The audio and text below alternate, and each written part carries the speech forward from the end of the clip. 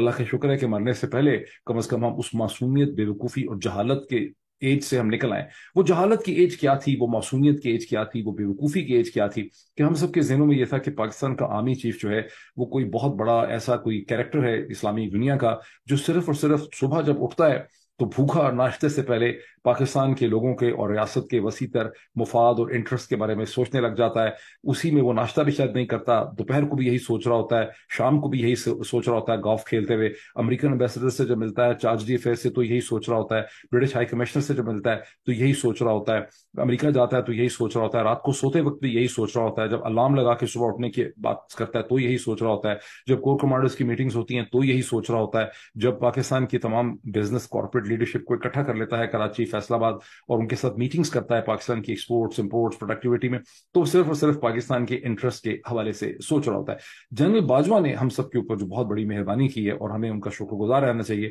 کہ انہوں نے ہماری آنکھیں کھول دی ہیں۔ اس کے نتیجے میں یہ پتا چلا کہ پاکستان کا آرمی چیف صبح اٹھ کے بھی اپنے بارے میں سوچتا ہے، دوپہر کو بھی اپنے بارے میں سوچتا ہے، گولف کھیلتے ہوئے بھی اپنے بارے میں سوچتا ہے، امریکن امبیسڈر کو ملتے ہوئے اپنے بارے میں سوچتا ہے، سیاستدانوں کو جو مل رہا ہوتا ہے تو اپنے بارے میں اور اپنے فیوچر کے بارے میں سوچتا ہے، اور جب وہ کاروباری شخصیات سے مل رہا ہوتا ہے تو بھی دیکھ رہا ہوتا ہے کہ اپنے بارے میں ہی سوچ رہا ہوتا ہے۔ تو جو صورتحال جنرل عاصم جو نہیں جنرل باجوہ صاحب کی تھی، ظاہر ہے کہ وہی پرنسپلز آف سائیکالوجی جو ہیں وہ جنرل عاصم منیر کے اوپر بھی پاور ڈائنامکس اپلائی کرتے ہیں، اور وہ بھی اپنے بارے میں سوچ رہے ہیں کہ مجھے اپنے بارے میں کیا کرنا ہے۔ مجھے یاد ہے 2016 میں جب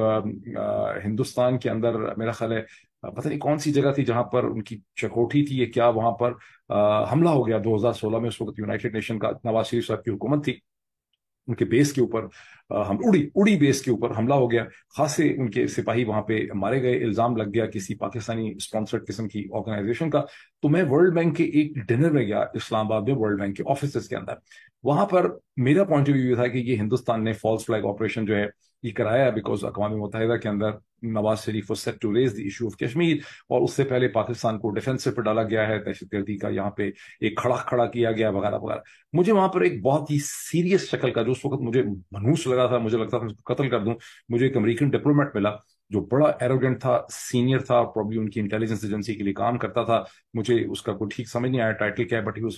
ویری ویری سیریس۔ تو جب بات چیت ہو رہی تھی اس کے اور اور لوگوں کے درمیان میں، اور میں نے اپنی تھیری ماری کہ یہ اس میں یہ پتہ نہیں کس نے کیا ہے، تو اس نے بہت سینیکل طریقے سے مجھے کیا کہ یہ تمہاری اداروں نے کیا ہے، یہ فوج نے کیا ہے، اور یہ راحیل شریف جو ہے یہ اس کی ایکسٹینشن کی، جنرل راحیل شریف جو ہے وہ اپنی ایکسٹینشن لینے کے لیے نواز شریف کے اوپر دباؤ ڈال رہا ہے۔ مجھے بہت برا لگا، I thought I was so damn insulted by that, یعنی نیند نہیں آئی مجھے، اور اس کے بعد میں کئی دنوں تک اس کے اوپر خود کرتا رہا، اور کئی ہفتوں تک میں اس چیز کو چیک کرتا رہا، لیکن پاکستان میں کیونکہ آئی ایس پی آر کی مدد سے اور جو بھی سارا ایک یہاں نیریٹو شیپنگ ہوتی ہے، پوری قوم کو یقین دلایا گیا تھا کہ جنرل راحیل شریف صاحب اسلام کے بہت بڑے